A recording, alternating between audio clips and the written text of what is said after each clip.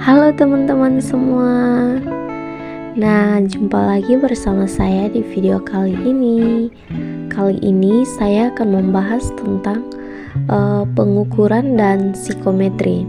Namun sebelum itu pasti teman-teman sudah pernah mendengar apa itu psikometri dan apa itu pengukuran. Nah, sebelum itu perkenalkan, nama saya Diki Linceju. Saya dari Prodi Psikologi Kristen. Saya kampusnya di Institut Agama Kristen Negeri Kupang.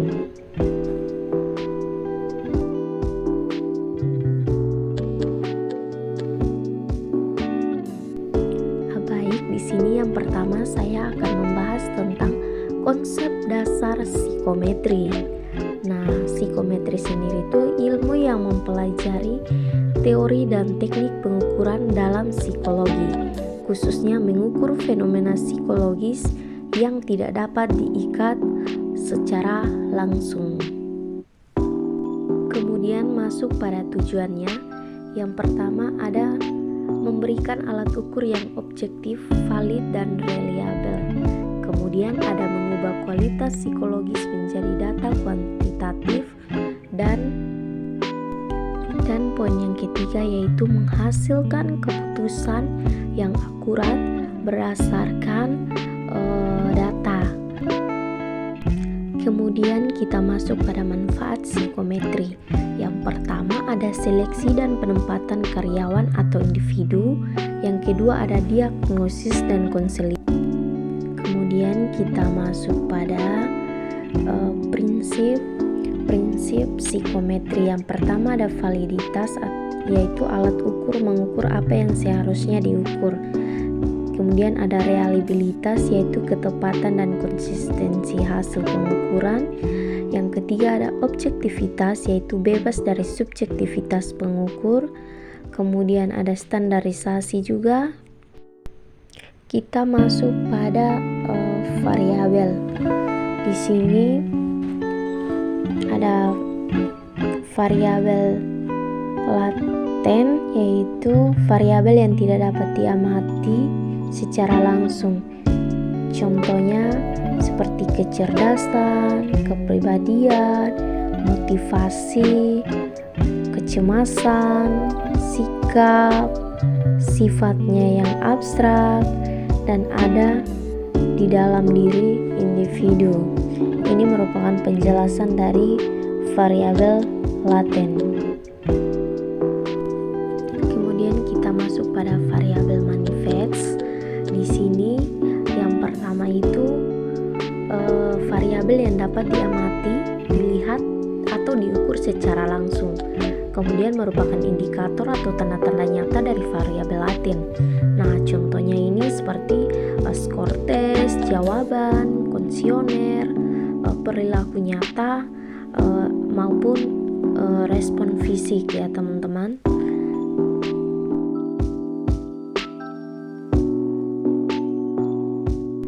Kemudian yang berikutnya kita masuk pada variabel X. Variabel X atau variabel bebas, atau yang disebut juga dengan variabel independen. Nah, di sini yang pertama yaitu faktor yang dimanipulasi atau dipilih oleh peneliti untuk melihat pengaruhnya terhadap variabel lain. Kemudian ada disebut juga sebagai penyebab atau predikator.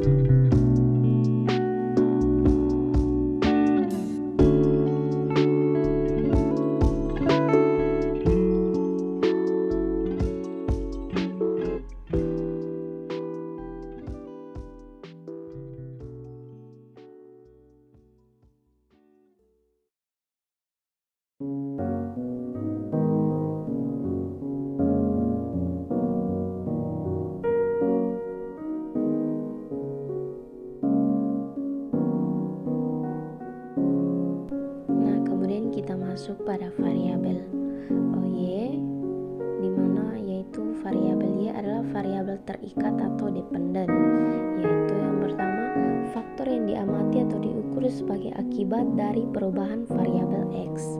Kemudian disebut juga sebagai akibat atau outcome. Nah, contohnya variabelnya itu ada misalnya variabel X-nya itu pengaruh motivasi dan variabel Y-nya itu adalah prestasi kerja.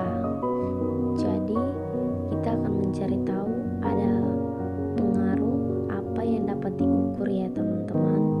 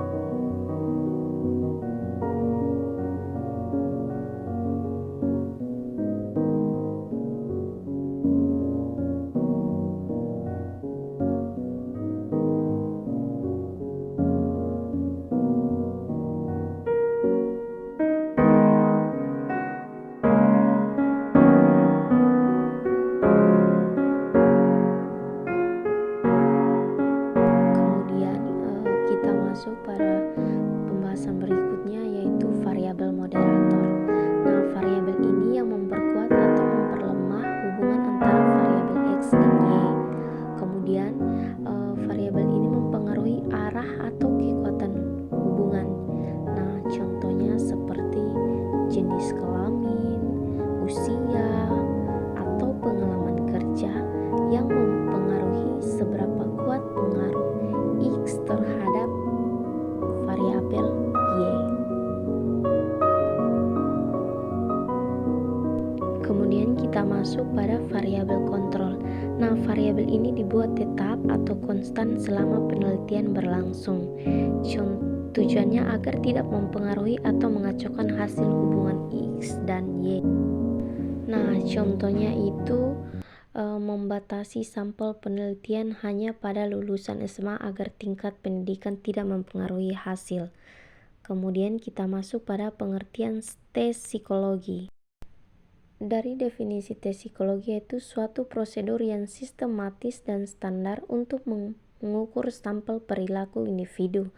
Nah, guna menentukan atau memprediksi perbedaan antara individu atau kelompok. Kemudian masuk pada ciri-ciri tes psikologi. Yang pertama itu ada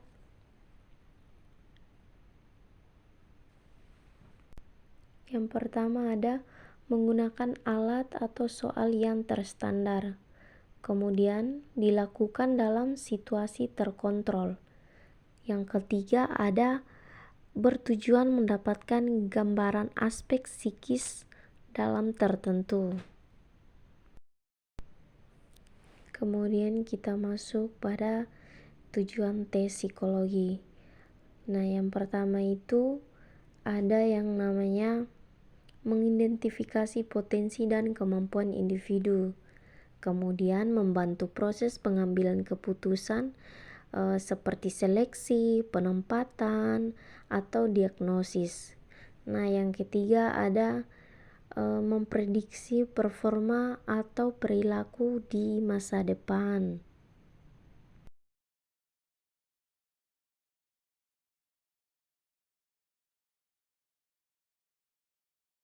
Kemudian apa manfaat tes psikologi?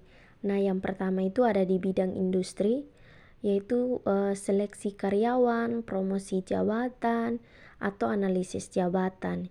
Kemudian ada juga di bidang pendidikan seperti penjurusan, deteksi kesulitan belajar, bakat, minat.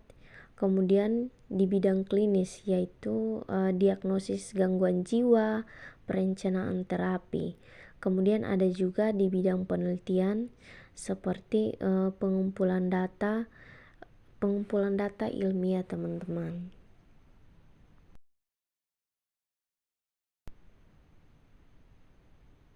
Kemudian teman-teman kita masuk pada jenis-jenis tes psikologi. Nah, yang pertama itu ada yang namanya tes verbal. Nah, ini tuh menggunakan bahasa atau kata-kata.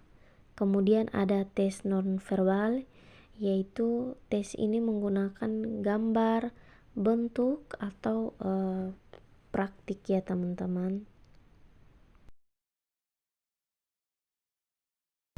Di sini dari dua tes ini, yang pertama itu ada dari cara yang berdasarkan cara pemberiannya teman-teman. Nah, di sini tuh yang pertama ada tes individu, yaitu diberikan kepada satu orang. Kemudian ada tes kelompok, yaitu diberikan kepada banyak orang sekaligus. Artinya di kelompok ini kan melebihi satu atau dua orang ya teman-teman. Kemudian masuk pada yang berdasarkan aspek yang diukur ya. Di sini ada tes inteligensi, yaitu mengukur kemampuan kognitif atau otak. Kemudian ada tes bakat, yaitu mengukur potensi kemampuan khusus. Kemudian ada tes minat, yaitu mengukur kecenderungan pilihan. Kemudian ada tes kepribadian, yaitu mengukur karakter, sikap, dan emosi. Baik, kita masuk pembahasan berikutnya, ada teori tes klasik versus tes modern. Nah, teori klasik atau klasikal itu teori apa sih?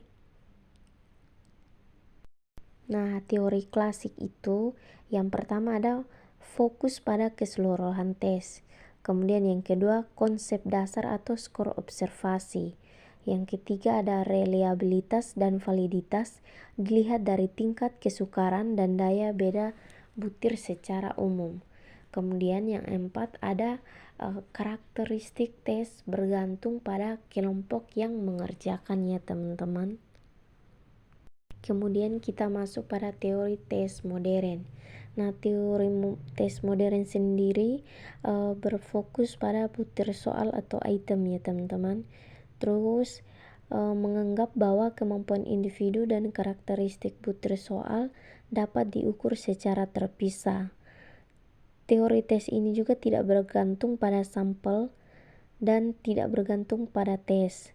Kemudian tes modern ini lebih akurat untuk computerized adaptive testing, atau ini maksud dengan CAT ya teman-teman. Sekian dulu ya teman-teman penjelasan saya di video ini. Semoga dengan video singkat ini teman-teman bisa dapat belajar dan mengerti dan tahu juga ini apa itu psikometri, pengukuran psikometri, terus ada jenis-jenis pengukuran psikometri, manfaat psikometri, dan tujuan psikometri ya teman-teman. Nah, bye-bye.